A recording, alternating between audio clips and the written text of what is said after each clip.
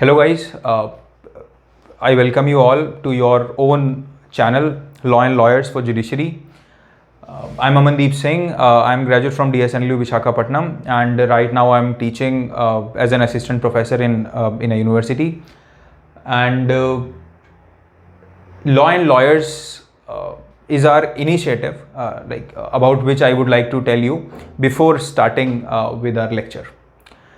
Guys law and lawyers हम लोगों का एक इनिशिएटिव है, हम लोगों की टीम है, कुछ we are bunch of young graduates जो कि एजुकेशन में खासी दिलचस्पी रखते हैं और इसमें कुछ कंट्रीब्यूट करना चाहते हैं अपनी तरफ से, और ये चैनल उसी के लिए बनाया गया एक कदम है। हम लोगों का जो एम है वो ये है कि हम अफोर्डेबल क्वालिटी कंटेंट प्रोड्यूस कर पाएँ जो कि ज़्यादातर लोग एक्सेस कर पाएँ। एंड इससे पहले भी मैं पढ़ाता रहा हूँ अलग अलग जगहों पे। मैंने क्लैट स्टूडेंट्स को पढ़ाया है, सिविल सर्विसेज में सिविल सर्विसेज स्टूडेंट्स को इंडियन पॉलिटी पढ़ाया है।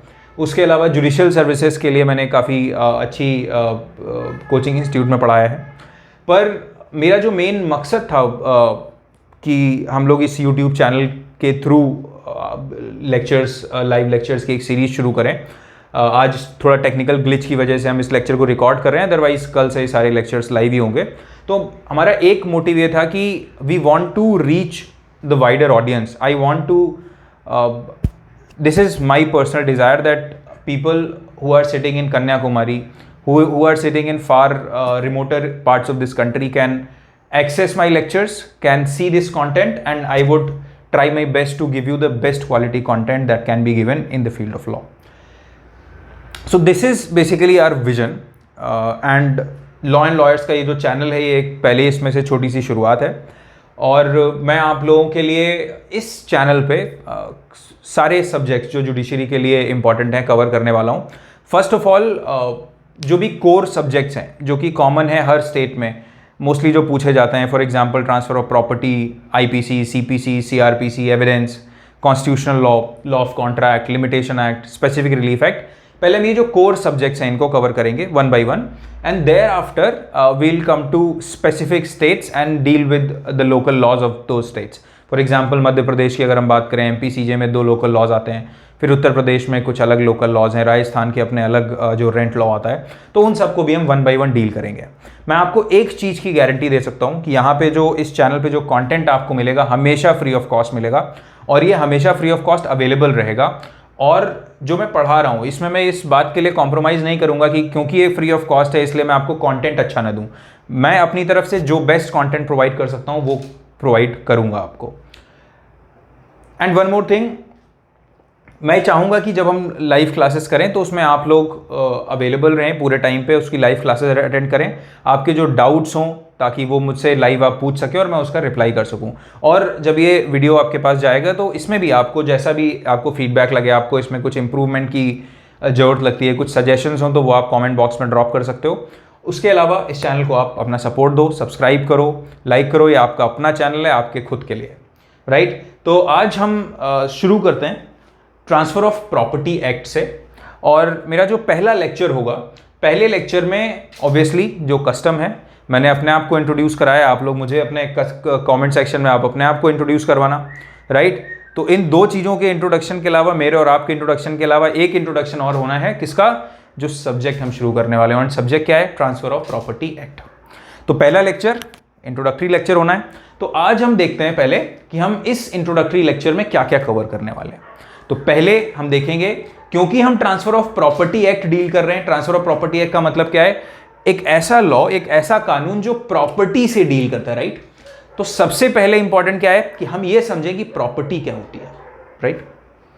उसके बाद हम ये समझेंगे कि भाई जब ट्रांसफ़र ऑफ प्रॉपर्टी एक्ट 1882 नहीं बना था तो उससे पहले क्या था? उससे पहले भी प्रॉपर्टी थी, उससे पहले भी प्रॉपर्टी से रिलेटेड डिस्प्यूट्स होते होंगे, उससे पहले भी सेल होती होगी, मॉर्टगेज होती होगी। ऐसा तो नहीं है कि 1882 से पहले दुनिया ही नहीं थी, सृष्टि का निर्माण नहीं हुआ था, ऐसा तो नहीं था ना। तो इसका मतलब 1882 से पहले भी कुछ लॉज रहे होंगे, राइट। या किस तरीके से वो चीज़ें गवर्न होती थी प्रॉपर्टी से रिलेटेड, वो हम देखेंगे। उसके अलावा फिर अगर पहले लॉज थे और पहले मैकेनिज्म्स थे जिनके थ्रू जो भी प्रॉपर्टी से रिलेटेड जो इश्यूज हैं वो गवर्न होते थे, तो फिर हमें टीपीए की जरूरत क्यों पड़ी? हमें ये भी देखना पड़ेगा, राइट। फिर उसके बाद हम देखेंगे कि इस एक्ट का स्कोप क्या है, मतलब जो ट्रांसफर ऑफ प्रॉपर्टी एक्ट 1882 है ये किन तरह के ट्रांसफर्स पे अप्लाई होता है, राइट? इसकी एप्लीकेबिलिटी क्या है तो हम वो देखेंगे। फिर उसके बाद देखेंगे हम इसका टेरिटोरियल एक्सटेंट कि जो ट्रांसफर ऑफ प्रॉपर्टी एक्ट है हमारे देश के किन हिस्सों में अप्लाई होता है और कहां पे ये अप्लाई नहीं होता। एंड देयर आफ्टर हम जाएंगे सेविंग क्लॉज पे विच इज सेक्शन 2, ठीक है? तो ये चीजें हम आज कवर करने वाले हैं and we'll start with first thing that is property, right? तो गाइज आप लोग ये बताइए आपको क्या लगता है प्रॉपर्टी क्या होती है, राइट? हम डेली बेसिस पे बात करते हैं प्रॉपर्टी, ठीक है? हम हर तरह की प्रॉपर्टी की बात करते हैं। ये जो मार्कर मेरे हाथ में ये भी प्रॉपर्टी है, जो वॉच है मेरे पास ये भी प्रॉपर्टी है, राइट? ये व्हाइट बोर्ड प्रॉपर्टी है, जिस घर में मैं हूं, राइट, जो मेरा ऑफिस है वो प्रॉपर्टी है, राइट? तो लूज सेंस में हम सबको पता है कि प्रॉपर्टी क्या होती है। मतलब दिस इज नॉट समथिंग कि you will have to be a law graduate, right? And you will have to be a scholar to know the meaning of property. हम सबको पता है प्रॉपर्टी क्या होती है, ठीक है? बेसिक सेंस में हम सबको पता है। तो अब हम ये समझते हैं कि ट्रांसफर ऑफ प्रॉपर्टी एक्ट के पर्पस से प्रॉपर्टी क्या होती है, या लीगल सेंस में प्रॉपर्टी क्या होती है, ठीक है? ठीक, तो अब हम समझते हैं लीगल सेंस में प्रॉपर्टी क्या होती है। तो लीगल सेंस में हम ये मान सकते हैं कि जो प्रॉपर्टी होती है वो दो तरह की होती है बेसिकली, एक कॉर्पोरियल प्रॉपर्टी एंड दूसरी इनकॉर्पोरियल प्रॉपर्टी, ठीक है? कौन सी? एक corporeal property and second is incorporeal property, right? हम वन बाय वन इनको डील करेंगे कि भाई ये क्या है, कॉर्पोरियल और इनकॉर्पोरियल, ये तो कोई नई चीज हो गई, ठीक है? तो कॉर्पोरियल प्रॉपर्टी से हम समझ सकते हैं, इसका मतलब होता है टैंजिबल प्रॉपर्टी। क्या मतलब होता है? टैंजिबल प्रॉपर्टी, ठीक है? अब ये टैंजिबल क्या चीज है? Tangible is something that we can touch, that we can feel. For example this marker is tangible because I can hold it in my hands, right? तो ये क्या हो गई? Tangible property, right? तो अब इसके एग्जांपल्स हम देख सकते हैं। इसके एग्जांपल्स, ये मार्कर हो गया, हमारा घर हो गया, राइट? हम उसे टच कर सकते हैं। उसके अलावा pencil, rubber, right, cell phone, anything. तो इन सबको हम टच कर सकते हैं। तो सिंपल सी बात है, इसे बहुत दिमाग लगाने की जरूरत नहीं है। जिस भी प्रॉपर्टी को हम टच कर सकते हैं वो क्या, कौन सी प्रॉपर्टी है? कॉर्पोरियल प्रॉपर्टी, और उसको सिंपल लैंग्वेज में अपन बोलेंगे टैंजिबल प्रॉपर्टी, ठीक है? अब ये जो कॉर्पोरियल प्रॉपर्टी है इसको अपन दो पार्ट में डिवाइड कर सकते हैं। One, movable property and second, immovable property, right? तो कॉर्पोरियल प्रॉपर्टी को हम कितने पार्ट में डिवाइड कर सकते हैं? मूवेबल और इमूवेबल। ये हमारे ट्रांसफर ऑफ प्रॉपर्टी एक्ट के लिए बहुत इंपॉर्टेंट डिस्टिंक्शन है। अब मूवेबल प्रॉपर्टी क्या है? अभी जैसे हमने एग्जांपल लिया, एनीथिंग जो एक जगह से दूसरी जगह पे जिसको हम ले जा सकते हैं। क्या आप अपना घर उखाड़ के एक जगह से दूसरी जगह पे ले जा सकते हो? नहीं ले जा सकते हो, जनरली नहीं ले जा सकते हो। अभी टेक्नोलॉजी बहुत अच्छी हो गई है तो लोग थोड़ा बहुत ऐसा कर देते हैं आज भी, बट जनरली ऐसा नहीं हो सकता है। तो इसको हम क्या बोलेंगे? वो हाउस किस में आ जाएगा? इमूवेबल प्रॉपर्टी में आ जाएगा। बिल्डिंग्स किस में आ जाएंगी? इमूवेबल प्रॉपर्टी में आ जाएगी। या फिर जो दरवाजे होते हैं हमारे घर में, जो डोर्स होते हैं, विंडोज होती हैं, all these are examples of immovable property, right? अब ये जो इमूवेबल प्रॉपर्टी है इस पे हम और ज्यादा डिस्कशन करेंगे with reference to the definition that is provided in the interpretation clause of transfer of property act and also Indian Registration Act and General Clauses Act। तो हम इसको बाद में और ज्यादा डिटेल में देखेंगे कि भाई इमूवेबल प्रॉपर्टी में क्या क्या आता है। तो इमूवेबल प्रॉपर्टी की डेफिनेशन हमें देखनी पड़ेगी ट्रांसफर ऑफ प्रॉपर्टी एक्ट में जो दी है उसके हिसाब से, प्लस जनरल क्लॉजेज एक्ट में के हिसाब से और इंडियन रजिस्ट्रेशन एक्ट के हिसाब से। जब हम इन तीन स्टैट्यूट्स को एक साथ पढ़ते हैं तब हमें समझ आता है एग्जैक्टली कि इमूवेबल प्रॉपर्टी क्या होती है। पर अभी के लिए हमें केवल इतना समझने की जरूरत है कि इमूवेबल प्रॉपर्टी का मतलब क्या होगा, जो हमने ये एग्जांपल्स लिखे हैं और आप सबको पता है, ठीक है? House, building, doors and Windows. अब आते हैं मूवेबल प्रॉपर्टी पे। तो मूवेबल प्रॉपर्टी भी सबको पता है। मूवेबल प्रॉपर्टी क्या होती है? जैसे मोबाइल फोन हो गया, ठीक है, ऑर्नामेंट्स हो गए, है ना, ऑर्नामेंट्स, ज्वेलरी वगैरह जो होती है, ये सारे किस में आएंगे? मूवेबल प्रॉपर्टी में आएंगे। हम उठा के एक जगह से दूसरी जगह ले जा सकते हैं। कार्स या व्हीकल्स जो हो गए ये, राइट। उसके अलावा टेबल, चेयर एटसेट्रा, राइट। तो आई डोंट थिंक कि ये इतना डिफिकल्ट है कि हम ये ना समझ पाएं कि मूवेबल प्रॉपर्टी और इमूवेबल प्रॉपर्टी क्या होती है। ये सारे एग्जाम्पल्स हैं और आई एम श्योर आप सबको पता है कि मूवेबल के एग्जाम्पल्स क्या हो सकते हैं और इमूवेबल के एग्जाम्पल्स क्या हो सकते हैं, राइट। तो now we are clear with corporeal property. Corporeal property मतलब टेंजिबल प्रॉपर्टी, और उसको हम फर्दर डिवाइड कर सकते हैं मूवेबल एंड इमूवेबल में। Now let's move to incorporeal property. तो गाइज, जैसे कॉर्पोरियल प्रॉपर्टी क्या है? टेंजिबल प्रॉपर्टी है। उसी तरीके से जो इनकॉर्पोरियल प्रॉपर्टी है, incorporeal property is intangible property. Intangible property, तो टेंजिबल का मतलब क्या था? Something that we can touch, something that we can feel and see, right.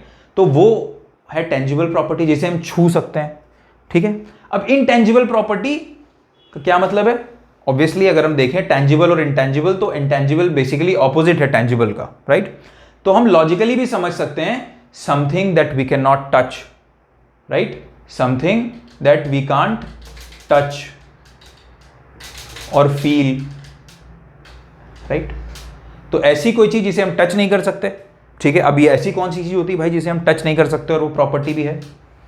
For example goodwill. अब किसी फर्म की जो गुडविल होती है, गुडविल क्या होती है? फॉर एग्जाम्पल जैसे कोई ब्रांड है मैकडोनल्ड्स। तो अगर किसी शॉप में आप लिखा देखोगे कि मैकडोनल्ड्स, तो जनरली लोगों को लगेगा अच्छा मैकडी है, चलो चलते हैं बर्गर खा के आते हैं, ठीक है। पर अगर उसी के बगल में कोई शॉप होगी जहाँ पे लिखा होगा पिंकू चिकन बिरयानी, ठीक है, क्या आप जाओगे? चांसेस हैं कि आप मैकडोनल्ड्स जाना ज़्यादा प्रेफर करोगे। क्यों? क्योंकि आपको पता है कि वो एक ब्रांड है और वहाँ पे जो प्रोडक्ट्स मिलते हैं, जो भी आइटम्स मिलते हैं वो अच्छे मिलते हैं, राइट। उसका एक भरोसा है। तो वो जो भरोसा होता है ना, उसे बोलते हैं गुडविल। बात समझ आ रही है? हम लोग क्यों जब हम कोई कपड़े खरीदने जाते हैं या हम कोई मोबाइल फ़ोन लेने जाते हैं, कुछ लेने जाते हैं, तो हम लोग क्या प्रेफर करते हैं? हम प्रेफर करते हैं कि हम ब्रांडेड लेंगे। तो उस ब्रांड पे हम इतना फोकस क्यों करते हैं? क्यों? क्योंकि हमें ये लगता है कि अगर हम इस पर्टिकुलर ब्रांड का आइटम खरीदेंगे तो वो अच्छा ही होगा। क्यों? क्योंकि उस ब्रांड ने अपनी एक ऐसी रेपुटेशन बना ली है, उसी रेपुटेशन को हम कहते हैं गुडविल। आई होप आपको ये चीज क्लियर हुई होगी। अब ये जो गुडविल होती है ना, ये गुडविल प्रॉपर्टी होती है और इस गुडविल को खरीदा या बेचा भी जा सकता है, ठीक है। तो ये किस तरह की प्रॉपर्टी में आएगा? इनकॉर्पोरियल प्रॉपर्टी में आएगा। इंटेंजिबल है, हम टच कर सकते हैं क्या गुडविल को? नहीं कर सकते, पर हमें पता होती है हमारे दिमाग में।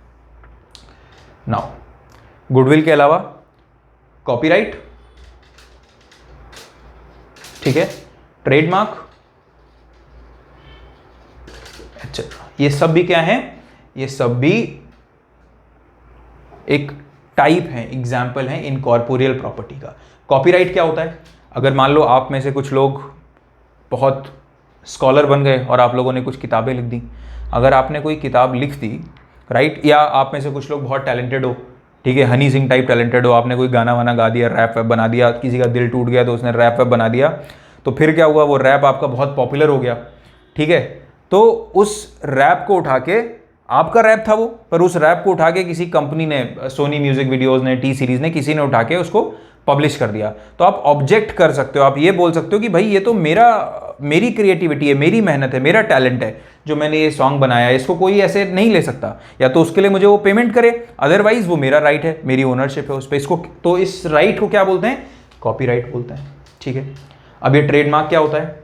ट्रेडमार्क, जैसे हम एग्जाम्पल देखते हैं, जो कोका कोला है, तो कोका कोला जिस तरह से लिखा होता है वो एक ट्रेडमार्क है, ठीक है। ट्रेडमार्क यही तो होता है, तो ये ट्रेडमार्क है, मतलब वो चीज कोका कोला ब्रांड के अलावा कोई और नहीं यूज कर सकता। कल को अगर आप आपने एक शरबत बनाया और उस शरबत को आप कोका कोला के नाम से बेचना चाहो तो क्या बेच पाओगे? नहीं बेच पाओगे। क्यों? क्योंकि वो जो कोका कोला जिस पैटर्न में लिखा होता है, that is trademark of Coca Cola company and वो उसकी प्रॉपर्टी है, राइट। आई होप अब आपको इन सारे एग्जाम्पल्स के थ्रू आपको क्लियर होगा कि कॉर्पोरियल प्रॉपर्टी क्या होती है और इनकॉर्पोरियल प्रॉपर्टी क्या होती है, राइट। ठीक है, अब हम थोड़ा और आगे बढ़ते हैं। हम ये देखते हैं कि सुप्रीम कोर्ट ने क्या कुछ बोला है इस बारे में, राइट? सुप्रीम कोर्ट ने क्या इन चीजों को प्रॉपर्टी माना है जो हमने अभी डिस्कस की? बिल्कुल माना है।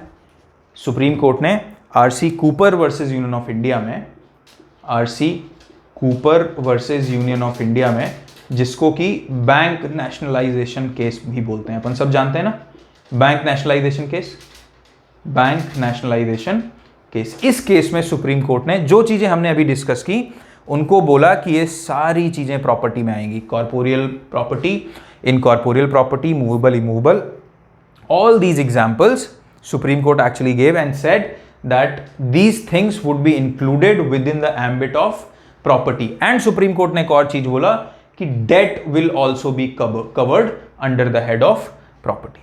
ठीक है? And under TPA also, when we study actionable claims and all, then we study that debt is also a kind of property and it can be transferred. तो I hope अब clear हो कि सुप्रीम कोर्ट ने भी, अगर अब आपसे कोई बोलता है कि आप प्रॉपर्टी पे कोई नोट लिखो तो आप आराम से लिख सकते हो, ठीक है? आप सुप्रीम कोर्ट का जजमेंट दे सकते हो, टाइप्स ऑफ प्रॉपर्टी बता सकते हो, ठीक है? और उसके अलावा अब हम ये देखते हैं कि क्या हमारे कॉन्स्टिट्यूशन में भी कुछ ऐसा प्रोविजन था प्रॉपर्टी से रिलेटेड, राइट? तो आई एम श्योर आप लोगों को पता होगा कि कॉन्स्टिट्यूशन में प्रॉपर्टी से रिलेटेड आर्टिकल कौन सा था? आर्टिकल 19(1)(f, ठीक है? तो राइट टू प्रॉपर्टी जो थी, right to property was a fundamental right, right to property was a fundamental right, was a fundamental right in our constitution until when? Until 1978, until 1978 44th amendment. 44th amendment से 1978 में जो article 19(1)(f था, right to property को यहां से repeal कर दिया गया और आर्टिकल 19(1)(f को फंडामेंटल राइट से क्या बना दिया गया? लीगल राइट बना दिया गया। कुछ लोग इसको कॉन्स्टिट्यूशनल राइट भी बोलते हैं। इस पे अभी कोई एक मत नहीं है कि ये कॉन्स्टिट्यूशनल राइट होगा या लीगल राइट होगा, बट मोस्टली ऐसा बिलीव किया जाता है कि इसको लीगल राइट माना जाएगा। तो अब इसको लीगल राइट बना दिया कहां पे? Article 300A of the constitution में, राइट? तो जब भी हम कुछ पढ़ते हैं तो हमें सबसे पहले यह समझना होगा कि हम क्यों पढ़ रहे हैं, राइट? और हम जिस चीज के बारे में पढ़ रहे हैं वो क्या है। तो हम क्या पढ़ रहे हैं? हम पढ़ रहे हैं ट्रांसफर ऑफ प्रॉपर्टी एक्ट। और हमें तो सबसे पहले it is imperative for us that we know what is the meaning of property, right? At least in basic sense. तो अभी हमें पता है, अभी अगर आपसे कल कोई पूछ दे कि if somebody asks you as to what is the meaning of property, you will be able to answer them, right? And what is the status of property or right to property rather in our constitution, you will be able to answer that now it is not a fundamental right, it is a legal right now under article 300A of Indian constitution. So with this I hope you all are clear on this. I would move to today's second topic, ठीक है? second sub topic, that was जब TPA नहीं था तो क्या था, right? क्योंकि जब टीपीए नहीं था तब भी तो प्रॉपर्टी थी और उस प्रॉपर्टी से तभी वो प्रॉपर्टी खरीदी जाती थी, बेची जाती थी इंडिया में, राइट? प्रॉपर्टी का मॉर्टगेज भी होता था, ये सारी चीजें होती थी। तो टीपीए नहीं था तो उससे पहले कौन से ऐसे लॉज थे जो गवर्न कर रहे थे या कौन से प्रिंसिपल्स ऐसे थे जो गवर्न कर रहे थे, राइट? तो हमें ये समझना पड़ेगा what before TPA, right?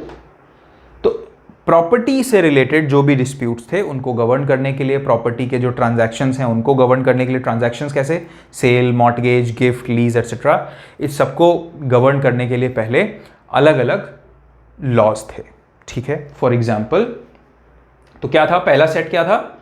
Different laws in different parts of the country, in different parts of India, ठीक है? तो ये तो वन सेट ऑफ लॉज थे जो प्रॉपर्टी से डील करते थे, जिसमें फॉर एग्जाम्पल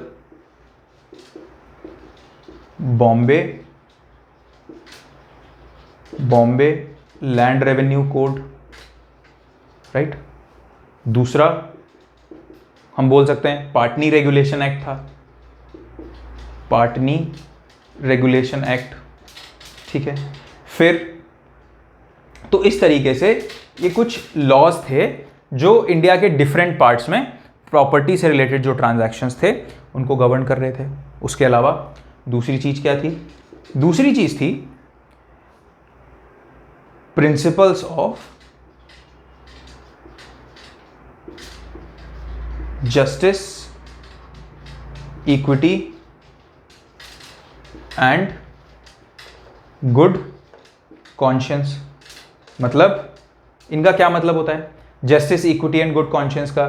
कि मतलब जब भी आप कोर्ट के सामने गए, कोई प्रॉपर्टी रिलेटेड डिस्प्यूट हुआ, तो जो जज जिस कोर्ट में बैठा है, तो उस जज ने अपने उसको जो लगा कि जो जस्टिफाइड है, जो करना इक्विटेबल रहेगा, मतलब जिसको करने से न्याय होगा, उसने अपने उस सेंस के हिसाब से, सेंस ऑफ जस्टिस के हिसाब से उसको उस केस को डिसाइड कर दिया, राइट। फिर थर्ड, जो लोकल कस्टम्स थे उनसे भी गवर्न होता था प्रॉपर्टी का जो लॉ था। Local customs for example Punjab में, ठीक है, एंड अवध में, इन सब एरियाज में क्या थे? लोकल कस्टम्स थे। तो पंजाब तो हम सब जानते हैं कि पंजाब कहाँ पे, पर अवध क्या है? अवध अब तो कोई ऐसा राज्य बचा नहीं। अवध बेसिकली उत्तर प्रदेश का एक हिस्सा है जिसमें लखनऊ, कानपुर, फैज़ाबाद ये सारे इलाके आते हैं। तो उस एरिया को हम क्या बोलते थे? अवध बोलते थे, ठीक है। तो वहाँ पे लोकल कस्टम्स थे, उससे ट्रांसफर प्रॉपर्टी गवर्न होता था। फिर और क्या था? उसके अलावा इंग्लिश लॉ भी अप्लाई होता था। उसके अलावा क्या था? इंग्लिश लॉ भी अप्लाई होता था, जो ट्रांसफर ऑफ प्रॉपर्टी से रिलेटेड जो भी डिस्प्यूट्स थे उनको रिजॉल्व करने के लिए। एक बार फिर से देखते हैं। तो टीपीए से पहले प्रॉपर्टी कैसे गवर्न होती थी? Different laws in different parts of India. Bharat के अलग अलग हिस्सों में, भारत के अलग अलग इलाकों में अलग अलग लॉज थे। तो जहाँ पे वो लॉज थे तो उन लॉज से सेल, एक्सचेंज, मॉर्टगेजेस, लीजेस, ये सारी गवर्न होती थी। फिर उसके अलावा principles of equity, justice and good conscience, मतलब जहाँ पे कोई कस्टम या लॉ नहीं समझ आया और कोर्ट में कोई इंसान गया और उसने बोला कि मैं अग्रीव्ड हूँ और उसने कोई रिलीफ मांगा कोर्ट से, तो कोर्ट ने क्या किया? कोर्ट ने ये प्रिंसिपल्स, जो जज बैठा है उसने अपनी सेंस ऑफ जस्टिस के हिसाब से जजमेंट दिया। उसके अलावा तो थर्ड चीज़ और क्या थी? लोकल कस्टम्स, कि कुछ इलाकों में जैसे पंजाब एंड अवध, ठीक है, एंड कुछ और, मतलब पूरे इंडिया में ही लोकल कस्टम्स तो थे ही हर जगह, तो लोकल कस्टम्स अप्लाई होते थे, ठीक है। जैसे एक लोकल कस्टम ये था कि जो लैंड है अगर उसको एक बार लीज कर दिया गया है तो उसको दोबारा लीज नहीं किया जा सकता, जो लेसी है वो उसको फर्दर लीज नहीं कर सकता, ठीक है। तो इस तरह के कस्टम्स भी थे जिनसे टीपीए गवर्न होता था। फिर इंग्लिश लॉ के प्रिंसिपल्स थे, ठीक है, इंग्लिश लॉ अप्लाई हो जाता था जहाँ पे ये सारी चीज़ें अप्लाई नहीं होती थी। तो आई एम श्योर अब आपको इतनी क्लैरिटी तो होगी कि टीपीए से, ट्रांसफर ऑफ प्रॉपर्टी एक्ट 1882 के आने से पहले इंडिया में जो प्रॉपर्टी से रिलेटेड जो डिस्प्यूट्स थे, जो केसेस थे, वो कैसे गवर्न होते थे, राइट। तो और अगर आपको, मतलब मैंने, I have tried my best to explain this to you all, but if you think there is any doubt and then you can mention it in comment below, और उससे मैं ऑब्वियसली आपको क्लियर करूंगा। उसके अलावा हमारा जो टेलीग्राम चैनल है, आप उसमें अपने डाउट्स पूछ सकते हो, तो आप उसको ज्वाइन करो और वहाँ पे मैं मोस्ट लाइकली आपके डाउट्स क्लियर करने की कोशिश करूँगा। अब हम आगे आते हैं कि वाई टीपीए। जब ये सारी चीज़ें थी तो फिर हमें टीपीए की जरूरत क्यों पड़ी, राइट। तो जैसा कि हमने ये डिस्कस किया कि ये 3-4 तरह की चीज़ें थी, कभी कस्टम लग रहे हैं, कभी अलग अलग एरियाज़ के अलग अलग लॉज लग रहे हैं, या फिर कभी justice, equity and good conscience के हिसाब से डिसीजन आ रहा है। तो फॉर एग्जांपल इससे क्या होता है कि इससे यूनिफॉर्मिटी नहीं रहती लॉ में, राइट।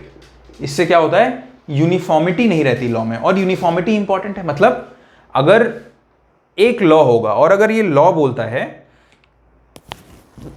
कि person A has certain rights, कि मतलब all the persons has, all the people have certain rights, तो अब जब उस लॉ ने डिक्लेयर कर दिया कि भाई सबको राइट है कि अगर किसी को कोई थप्पड़ मारता है तो जिसको थप्पड़ मारा गया है वो इंसान जाके कंप्लेन कर सकता है, right.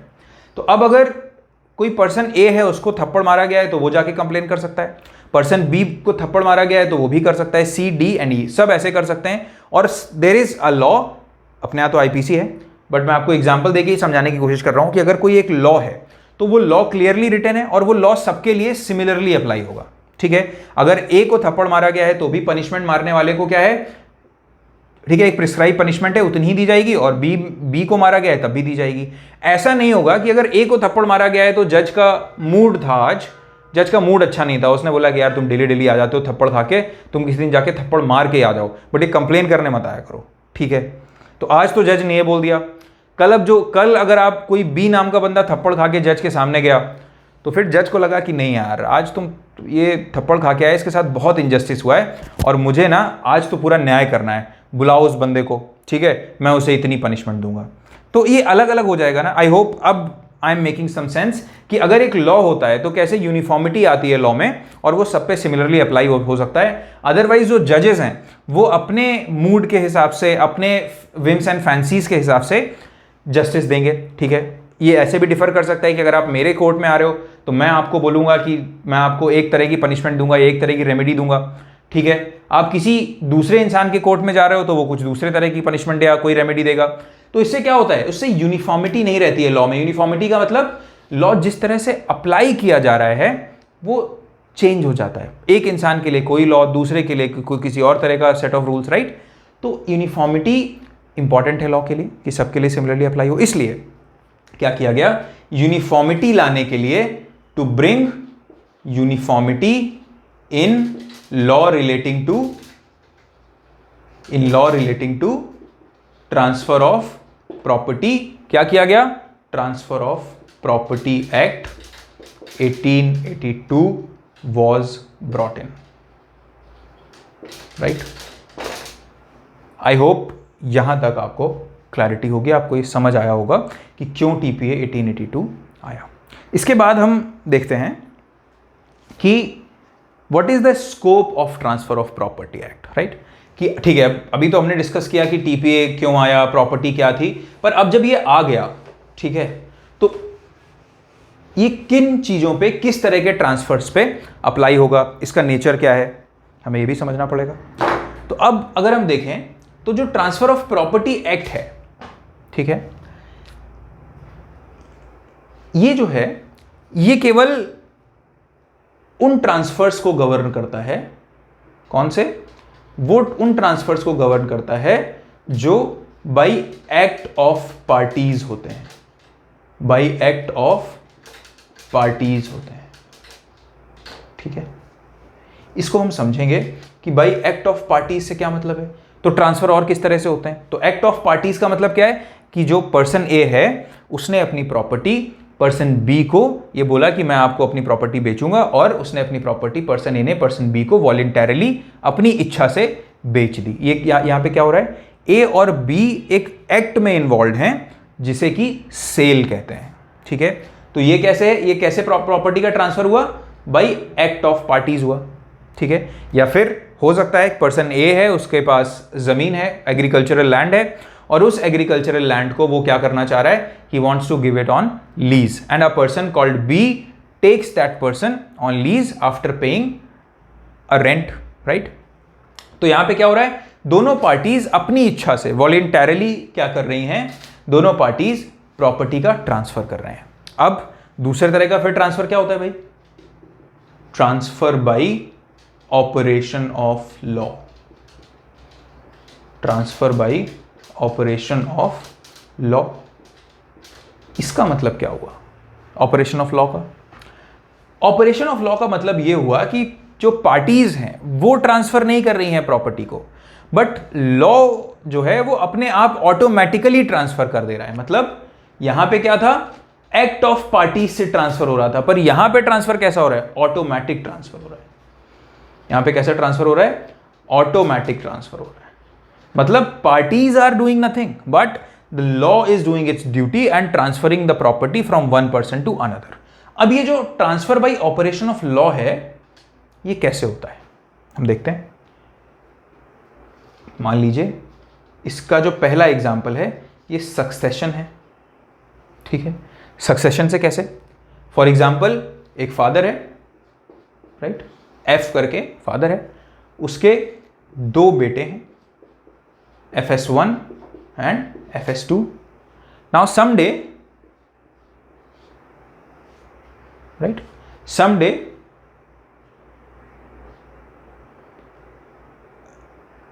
he met with an accident and he dies. F dies. So F dies on, let's say, 21st July 2022 at 6:45 in evening. F की डेथ हो जाती है 6:45 में इवनिंग को, ठीक है। अब जो प्रॉपर्टी है, जो F के पास जो भी प्रॉपर्टी है, वो प्रॉपर्टी किसके पास चली जाएगी? FS1 और FS2 उस प्रॉपर्टी को सक्सीड करेंगे, ठीक है। अगर F की विल होगी तो विल में अगर उसने लिखा है कि इतनी प्रॉपर्टी मेरी डेथ के बाद FS1 को जाएगी और इतनी FS2 को जाएगी, तो विल के हिसाब से उसको क्या बोलते हैं? उस तरह के जब विल होती है और उसके बाद कोई प्रॉपर्टी सक्सेशन में जाती है, उसको बोलते हैं टेस्टामेंट्री सक्सेशन। और अगर इसने कोई विल नहीं बनाई है, F ने कोई विल नहीं बनाई है and he died without making a will, उसको बोलते हैं इंटेस्टेट सक्सेशन, ठीक है। अभी हम उसे भूल जाते हैं, हम केवल ये फोकस करते हैं कि जब F की डेथ हुई तो प्रॉपर्टी क्या हुई? इसके पास मान लो 4 घर थे, ठीक है, कार थी, बहुत सारा बैंक बैलेंस था, वो सब कैसे FS और FS2 के पास कैसे आ गई? अपने आप आ गई। जिस टाइम पे इसकी डेथ हुई, मतलब ये 6:45 पे मरा, तो एग्जैक्टली एट 6:45 वो प्रॉपर्टी किनकी हो गई? FS1 और FS2 की हो गई। अब कोई बात समझ आ रही है? ऐसा क्यों होता है? ऐसा इसलिए होता है क्योंकि लॉ में एक कंसेप्ट है जिसको हम बोलते हैं res nullius, RES, res nullius. इसका मतलब है no property can be without an owner, right? No property can B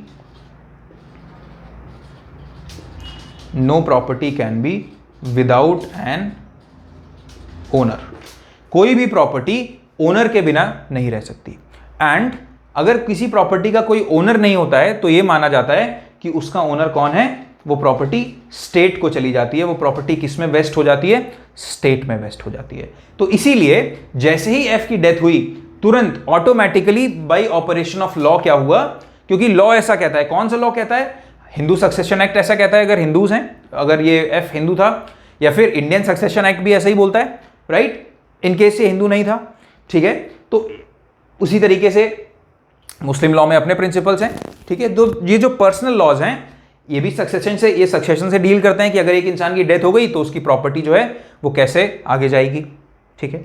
तो इस तरीके से ये प्रॉपर्टी किसकी हो गई? FS1 और FS2 की हो गई। कैसे? ऑटोमेटिकली अपने आप हो गई बाई ऑपरेशन ऑफ लॉ, ठीक है। ये जो लॉज हमने डिस्कस करे, इन लॉज के थ्रू ये प्रॉपर्टी FS1 और FS2 को ट्रांसफर हो गई। जबकि F ने ऐसा कुछ भी एक्ट नहीं किया जिसकी वजह से उसने ऐसा किया हो कि नहीं, मैं अपनी प्रॉपर्टी FS1 को बेच रहा हूं या अपनी प्रॉपर्टी मॉर्टगेज कर रहा हूं FS1 को, FS2 को। ऐसा कुछ भी हुआ क्या? आप सबको पता है, नहीं हुआ। क्यों? क्योंकि अगर एक इंसान की डेथ हो गई है तो वो ऐसा कैसे कर सकता है, ठीक। तो यहां पे क्या हुआ? ऑटोमेटिकली हुआ। किस तरीके से हुआ? बाई सक्सेशन हुआ। तो एक तो तरीका ये है कि बाई सक्सेशन ऑटोमेटिक ट्रांसफर हो जाता है प्रॉपर्टी का। दूसरा तरीका क्या हो सकता है? दूसरा तरीका हो सकता है बाई ऑर्डर ऑफ कोर्ट, ठीक है, और गवर्नमेंट, ठीक है। बाई ऑर्डर ऑफ कोर्ट कैसे?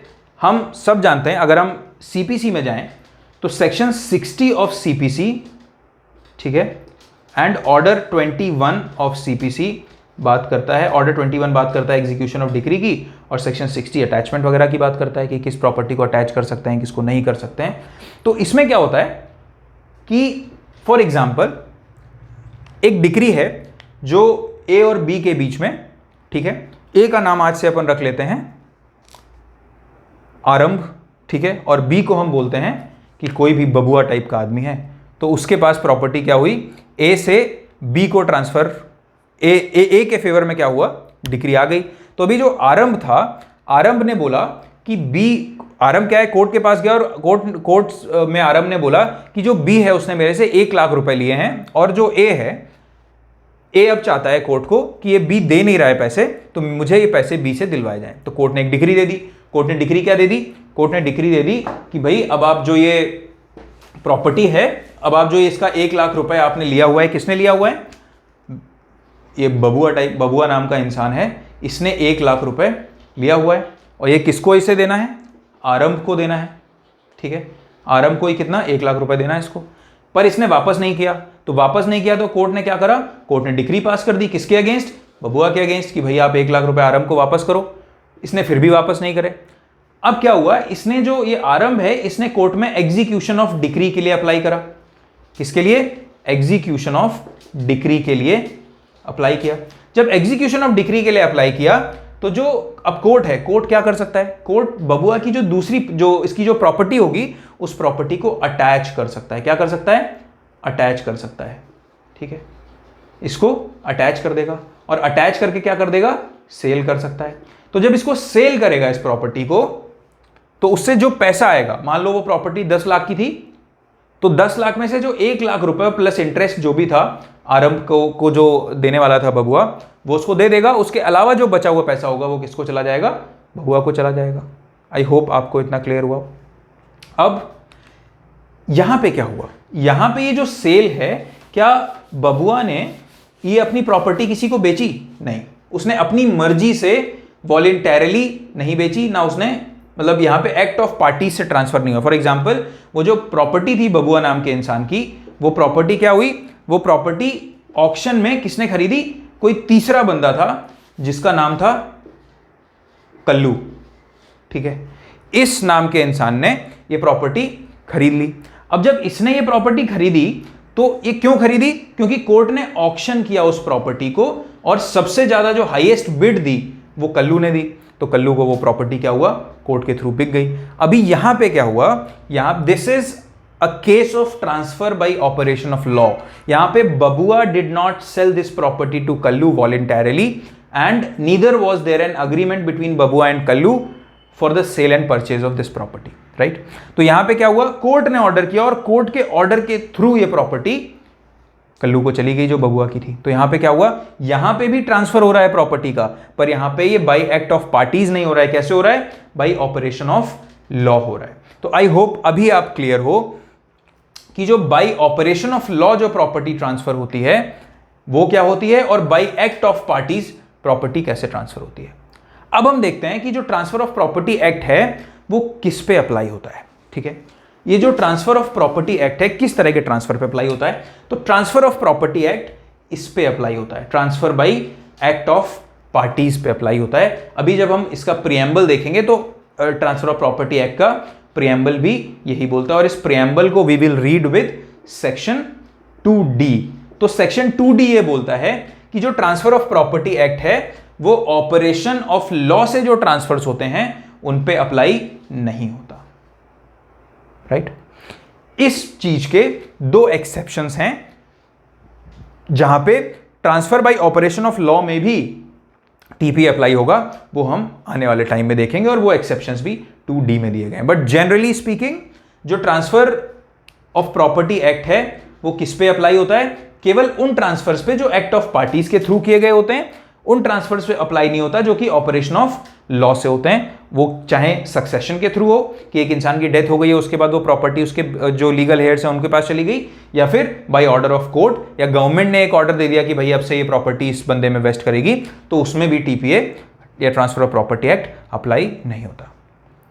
I hope I have made some sense and I have been able to explain this to you, but in case of any doubt you guys can ask your questions, right? अभी हम आगे बढ़ते हैं और हम ये देखते हैं कि ये जो ट्रांसफर ऑफ प्रॉपर्टी एक्ट है, is it N exhaustive law, right. Exhaustive का क्या मतलब होता है, एग्जॉस्टिव का मतलब होता है complete in itself, complete in itself. तो क्या जो ट्रांसफर ऑफ प्रॉपर्टी एक्ट है अपने आप में क्या कंप्लीट कोड है, कंप्लीट है, हम देखते हैं। अगर हम ये देखें, अगर हम इस क्वेश्चन का आंसर करने जाएं तो अभी इससे पहले जो हमने डिस्कशन किया हमें वो ध्यान में रखना होगा।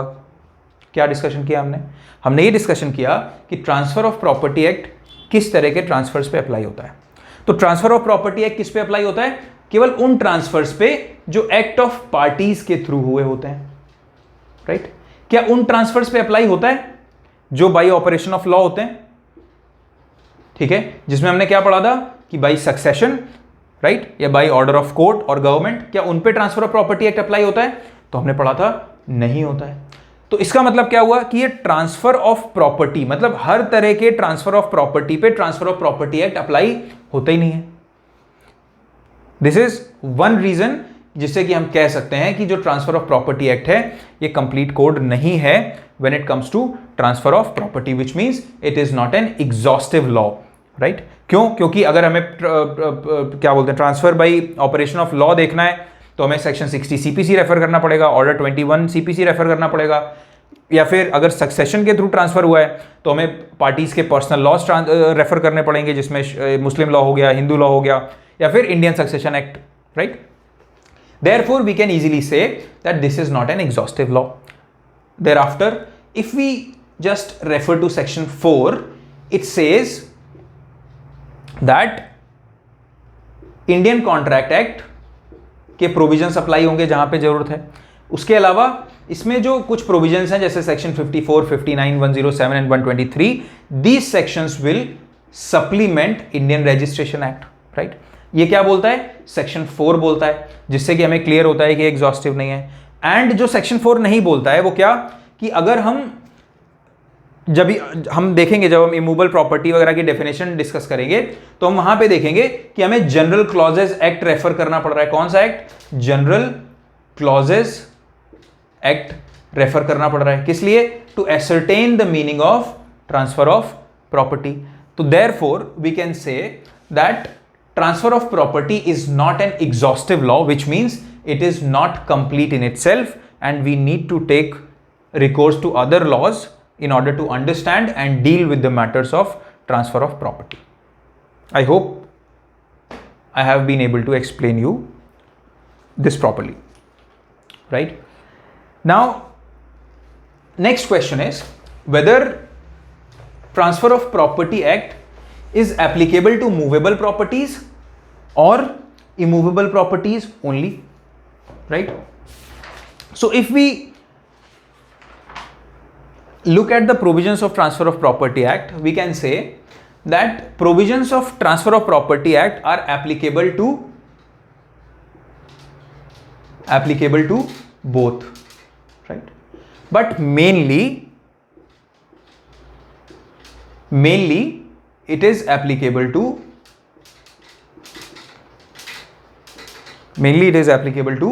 immovable property, ठीक है। बिकॉज मूवेबल प्रॉपर्टी से डील करने के लिए we have another law which is sale of goods act. We have sale of goods act, right? But still there are few provisions of a Transfer of Property Act which deal with both movable and immovable property. For example section 5 to section 37, then there is section 122 to 129 and then 130 to 137.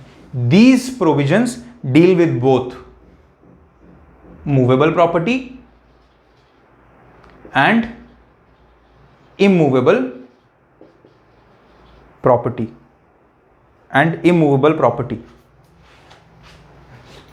bad job deal with both movable property and immovable property. Apart from these sections,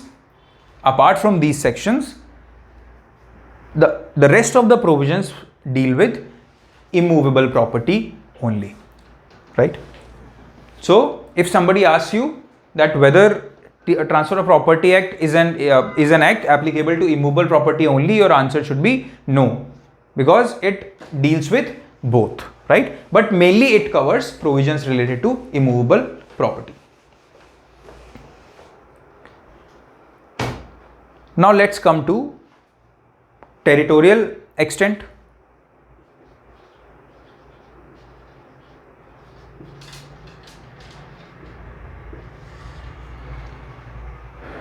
As to which are the territories where this act is applicable.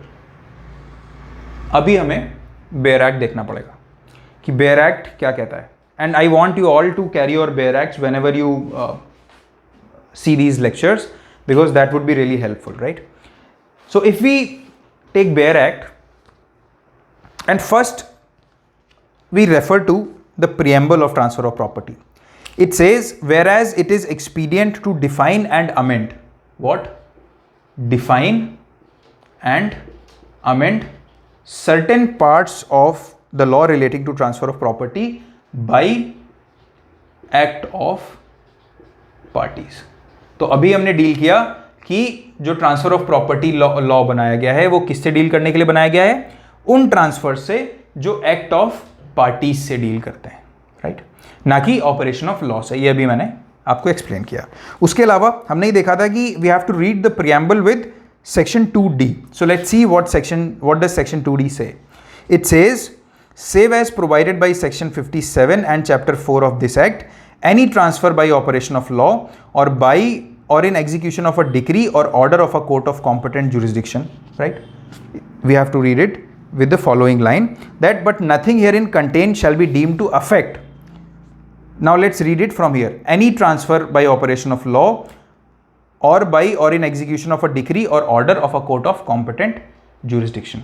तो इससे हमें क्या समझ आता है कि section 2D clearly बोलता है कि जो transfer by operation of law होगा उस पे transfer of property act apply नहीं होगा. तो आई होप जो प्रियम्बल वाला पार्ट है we are clear with this. And moreover we studied that transfer of property act is not an exhaustive law, right. So if we see the preamble of the transfer of property act, we do not find words like consolidated, right, or consolidate, right, in that preamble, which means that this act is not intended to consolidate whole of the law relating to transfer of property. Now let's come to section 1, which talks about extent, or rather territorial extent of transfer of property. So if we read section 1, I hope you all will read it. You will find out that initially when Transfer of Property Act was enacted, right, when it came in force, right, on first, section 1 says it came in force on 1st July 1882, right. ये all these years and these enforcement dates we have to remember for exams, right. So it says when this act will come into force, in the first instance it will be applicable to whole of India, right, except whole of India के बाद क्या लिखा हुआ है? Except, which means whole of India, पर फिर भी कुछ इलाका ऐसा है जहां पे this will not be applicable. So what are these areas? Part B states, ठीक है, Part B states, and we had these states divided in parts in India before 1st November 1956. I'll explain this to you in detail. What happened on this date and why is this date important? And where else this law is not applicable? Punjab, Delhi, Bombay. So it says the law will be, in the first instance, Transfer of Property Act will be applicable to whole of India except Part B states, Punjab, Delhi and Bombay, right. So now let's see why is Part B states written here, okay.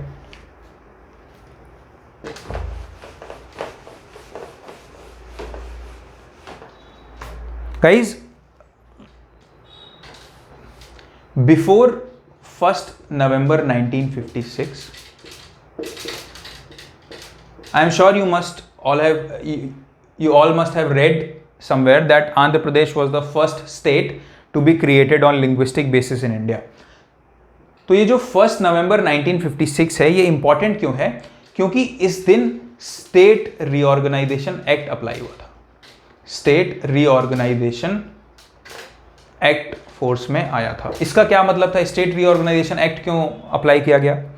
Basically 1st नवंबर 1956 से पहले India में जो states थी उनको 4 parts में divide किया गया था. Part A, part B, part C and part D states, right.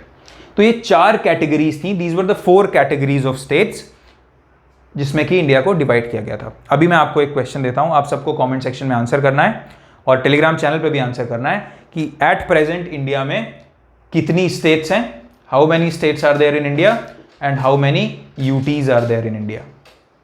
You all have to answer in the comment section below, right. तो 1 नवंबर 1956 से पहले ये 4 कैटेगरीज ऑफ स्टेट्स थी, राइट। ये जो पार्ट ए जो कैटेगरी थी इसमें 9 स्टेट्स थी, ठीक है। ये 9 स्टेट्स, इसमें असम था, बिहार था, यूनाइटेड प्रोविंसेस जिसे आजकल उत्तर प्रदेश बोलते हैं वो था, राइट। सो पार्ट ए में उत्तर प्रदेश, बिहार, असम, इस तरह के स्टेट्स थे। ये कौन से प्रोविंसेस थे? ये ब्रिटिश इंडियन प्रोविंसेस थे। मतलब जो पहले ब्रिटिश इंडियन प्रोविंसेस कौन थे, क्या थे? ब्रिटिश इंडियन प्रोविंसेस वो प्रोविंसेस थे, मतलब वो राज्य थे इंडिया के जो कि ब्रिटिश गवर्नमेंट के डायरेक्ट कंट्रोल में थे, जहां पे ब्रिटिश गवर्नमेंट के through appointed governors direct rule करते थे। दूसरा जो पार्ट बी कैटेगरी है, पार्ट बी में 8 स्टेट्स थी, और ये कौन सी स्टेट्स थी? ये वो स्टेट्स थी जो कि प्रिंसेस के अंडर थी, प्रिंसेस के रूल में थी, राइट। तो इनको क्या बोलते थे? प्रिंसली स्टेट्स बोलते थे, राइट। तो इसमें कौन सी स्टेट्स थी? इसमें हम देख सकते हैं, इसमें हैदराबाद था, ठीक है, जम्मू एंड कश्मीर था, त्रावणकोर कोचीन था। इस तरह की जो स्टेट्स थी, ये सारी स्टेट्स पार्ट बी स्टेट्स में आती थी, और कितनी टोटल? 8 स्टेट्स थी। अब ये प्रिंसली स्टेट्स क्या थी? प्रिंसली स्टेट्स में जो ब्रिटिश गवर्नमेंट थी, ऑब्वियसली वो सुप्रीम थी आज़ादी से पहले, पर जो प्रिंस थे वहां पे, जो रूलर्स थे, डायरेक्ट कंट्रोल उनका था और ब्रिटिश गवर्नमेंट का इनडायरेक्ट कंट्रोल था। तो इस तरह की जो स्टेट्स थी, उनको जब अपन आज़ाद हुए तो उसके बाद उनको पार्ट बी स्टेट्स की कैटेगरी में गवर्नमेंट ऑफ इंडिया ने रखा, राइट। पार्ट सी जो थे, इसमें कमिश्नर्स प्रोविंसेस थे, इनको बोलते थे चीफ कमिश्नर्स प्रोविंसेस, ठीक है। तो ये बेसिकली छोटी सी स्टेट्स थी। जैसे कि आज हमने देखा है कि कंसेप्ट होता है यूनियन टेरिटरी का, जो छोटे एरियाज होते हैं, छोटी स्टेट्स होते हैं उनके लिए, तो ये चीफ कमिश्नर्स प्रोविंसेस बोलते थे। और पार्ट डी में केवल एक स्टेट थी जिसको यूटी बोलते थे, and this was Andaman and Nicobar islands, ठीक है। So this was the bifurcation of states before 1 नवंबर 1956 in India, right.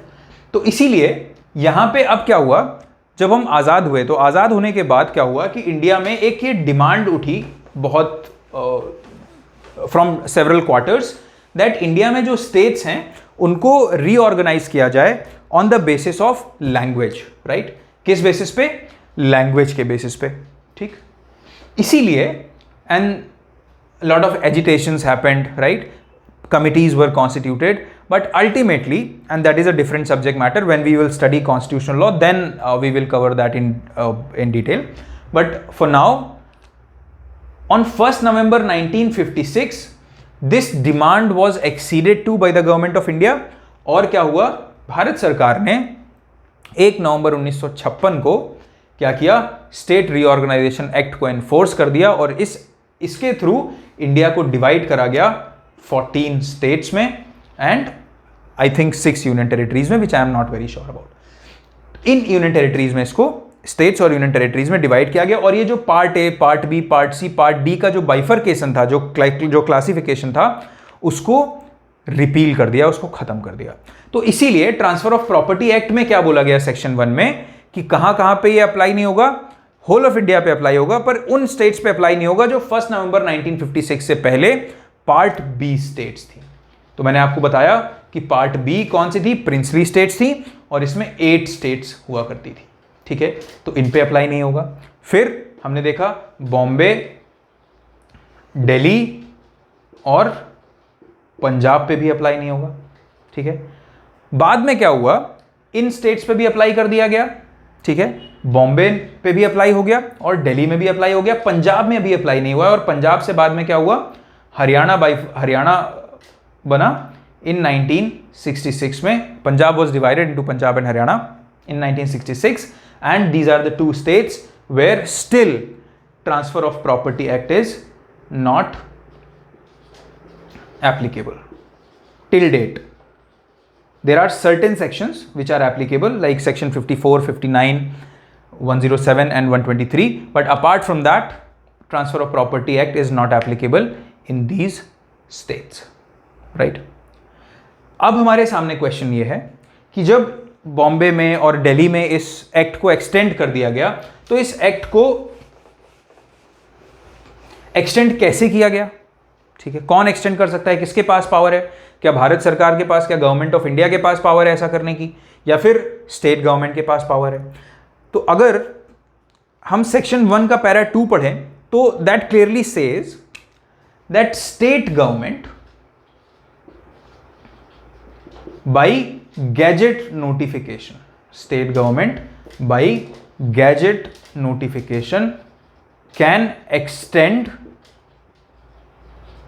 This act, मतलब can extend transfer of property act to whole or part of their state, whole or part of their state, which means for example hypothetically speaking कि state A है और state A में transfer of property act applicable नहीं है, जैसे हमने देखा कि बॉम्बे में एप्लीकेबल नहीं था, तो अब जब अगर बॉम्बे में इस एक्ट को एप्लीकेबल करना है ट्रांसफर ऑफ प्रॉपर्टी एक्ट को, तो स्टेट गवर्नमेंट क्या करेगी? स्टेट गवर्नमेंट एक ऑफिशियल गैजेट में एक नोटिफिकेशन निकालेगी और नोटिफिकेशन निकाल के ये बोलेगी कि from this date transfer of property act will be applicable to either entire state of Bombay or some parts of Bombay, right? तो ये पावर किसके पास है? स्टेट गवर्नमेंट के पास पावर है कि ट्रांसफर ऑफ प्रॉपर्टी एक्ट को अप्लाई कर सकती है, और इसी पावर को यूज करते हुए इन सारी जगहों पे जो हमने अभी देखी, यहां पे ट्रांसफर ऑफ प्रॉपर्टी एक्ट को अप्लाई किया गया। पर पंजाब और हरियाणा ने ऐसा कोई नोटिफिकेशन अभी तक पूरे एक्ट को अप्लाई करने के लिए नहीं निकाला है। अब हम आगे आते हैं। अब हम ये देखते हैं कि ये जो इसको एक्सटेंड करने के लिए जो प्रक्रिया है, जो प्रोसीजर है, वो क्या है? गैजेट नोटिफिकेशन, विच मीन्स केवल जो गवर्नमेंट है, मतलब state government, which means the cabinet, right? Cabinet क्या कर सकती है? कैबिनेट एक प्रपोजल अप्रूव कर सकती है और उस प्रपोजल में क्या कर सकती है? बोल सकती है कि भाई हम ये डिसाइड करते हैं कि अब से transfer of property act apply होगा, और ऑर्डर कर सकती है, और अगले दिन स्टेट गवर्नमेंट एक एग्जीक्यूटिव ऑर्डर से टीपीए को अप्लाई कर देगी उस स्टेट में। इसके लिए लेजिस्लेटिव असेंबली में लॉ बनाने की या लेजिस्लेटिव असेंबली में ये रेजोल्यूशन पास करने की जरूरत नहीं है, राइट? लेजिस्लेटिव असेंबली का रोल नहीं है। क्या लिखा हुआ है कि state government bye a gadget notification, which means by a simple gadget notification state government क्या कर सकती है? इस एक्ट को एक्सटेंड कर सकती है और उसको अपने स्टेट में लेजिस्लेटिव असेंबली से उस रेजोल्यूशन को पास कराने की जरूरत नहीं है, ठीक है? अब हम आगे बढ़ते हैं। अब जो स्टेट्स हैं जहां पे ये अप्लाई नहीं हुआ, कहां पे अप्लाई नहीं हुआ? पंजाब और हरियाणा में अप्लाई नहीं हुआ। बेसिकली इनिशियली पंजाब में ये एक्सटेंड नहीं करा गया, बट पंजाब ने 1955 में एक नोटिफिकेशन निकाला और उस नोटिफिकेशन में ये बोला कि अब से section 54 para 2 and 3, section 59, section 107, section 123, all these provisions will be applicable to state of Punjab. तो ये प्रोविजंस कहां पे एप्लीकेबल होंगे? स्टेट ऑफ पंजाब में। All these provisions deal with registration, right? Section 54 deals with sale, registration of sale, section 59 with mortgage, section 107 with gifts, right? And 123, ठीक है? तो ये जो sections हैं ये सारे registration से डील करते हैं, and these sections were made applicable to state of Punjab by 1955 gazette notification. But what about rest of the sections? क्या पंजाब के जो कोर्ट हैं क्या वो अप्लाई नहीं कर सकते? अगर उनके सामने कोई डिस्प्यूट आता है तो क्या वो ट्रांसफर ऑफ प्रॉपर्टी एक्ट के प्रोविजंस को अप्लाई नहीं कर सकते अगर उनको जरूरत लगती है तो, राइट? तो इस केस को ये इशू सुप्रीम कोर्ट के सामने इन द ईयर 1953 आया और सुप्रीम कोर्ट ने इस इशू को रिजॉल्व करा। और सुप्रीम कोर्ट ने क्या बोला कि courts in Punjab courts in Punjab can follow these principles in the name of, right, can follow provisions of TPA in the interest of